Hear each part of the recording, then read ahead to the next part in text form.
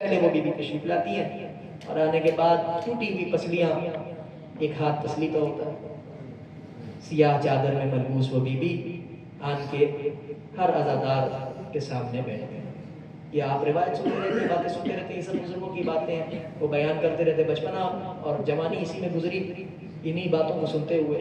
مگر آغا نسیم عباس رضوی بڑی اچھی بات کہتے تھے، وہ کہتے تھے کہ جب آپ جانے لگتے ہیں نا تو وہ بیوی آپ کو ایسے نہیں جانے دیتی ہے، وہ بیوی آپ کو تبرک بھی دیتی ہے، وہ بالکل عزا خانے کے صدر دروازے پہ کھڑی رہتی ہے بیوی، اور ہر جاتے ہوئے عزادار سے پیشانی پہ ہاتھ رکھ کے کہتی ہے، اچھا میرے حسین پہ رونے والوں، بڑا شکریہ تمہارا، تم نے غریبوں کا ماتم کیا۔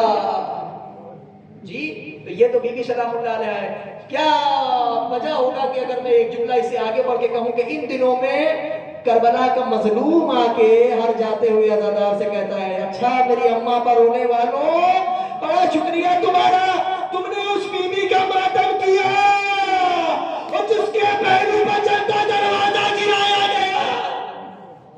اللہ اکبر۔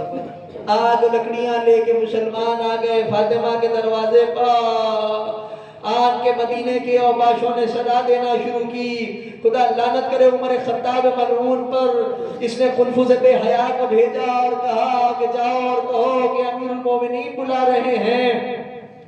جا کے جیسے ہی کہا امیر المومنین بلا رہے ہیں تو کہا کیا علی کے سوا بھی کوئی امیر المومنین ہے؟ پھر کسی نے کہا ان کے کہ جاؤ کہو کہ خلیفۃ المسلمین بلا رہے ہیں، تو کیا علی کے علاوہ بھی کسی کی خلافت کا اعلان کیا تھا؟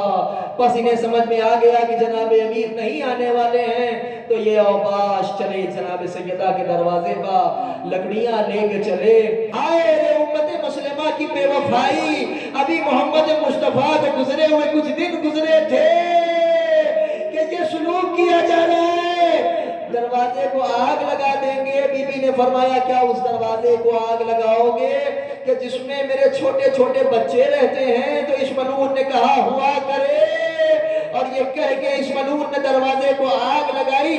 دروازے کو آگ لگنا تھا، انہوں نے دروازے کو دھکا دینا شروع کیا، بی بی دروازے کے پیچھے آئی، بس ان ملائین نے دروازے پر وہ ستم کیا، بی بی کے پہلو پر چلتا ہوا دروازہ،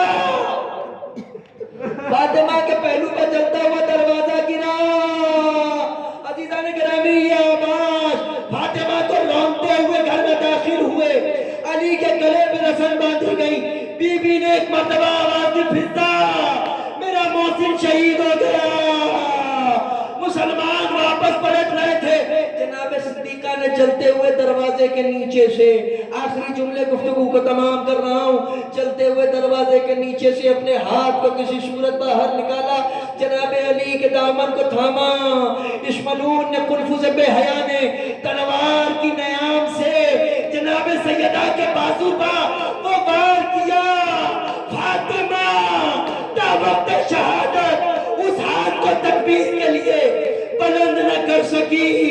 عزیزان گرامی فدق غصب کیا گیا، بی بی کو دربار میں بلایا گیا، وہ وقت بھی آیا جو جناب سیدہ تحریر لے کے گئی تھی، اس تحریر کو بھی چاک کر دیا گیا، بی بی پر وہ ستم ڈھایا گیا کہ بس ایک جملہ اور گفتگو کو تمام۔ امام حسن مجتبیٰ مدینے میں ایک مخصوص گلی تھی کہ جس گلی کے قریب سے گزرتے تھے راستہ بدل دیا کرتے تھے، اس گلی میں نہیں تشریف لے جاتے تھے۔ کسی نے پوچھا کہ کیا ماجرا ہے، آپ اس گلی میں کیوں نہیں تشریف لے جاتے ہیں؟ حضرت نے اس مظلومیت کو بیان کیا، بی بی کی، اپنی اماں کی اس مظلومیت کو بیان کیا کہ جس کو بیان کرتے ہوئے میری زبان تھرتھرا رہی ہے۔ بس میں ایک اشارہ کروں گا کہ فاطمہ پر محمد کے بعد اس ملعون نے وہ ستم ڈھایا تھا جو بعد قتل حسین کی یتیموں بڑھایا گیا، کہ جس کے لیے زمانے کے امام نے کہا سلام ان رخساروں پر جن کی رنگت کربلا سے کوفے سے شام تک بدل دی گئی۔ خیب میں بیٹھا فاطمہ کا لال آج بھی اپنی جدہ کی ٹوٹی ہوئی پسلیوں پر، مجروح بازو پر، زخمی رخساروں کا ماتم کر رہا ہے۔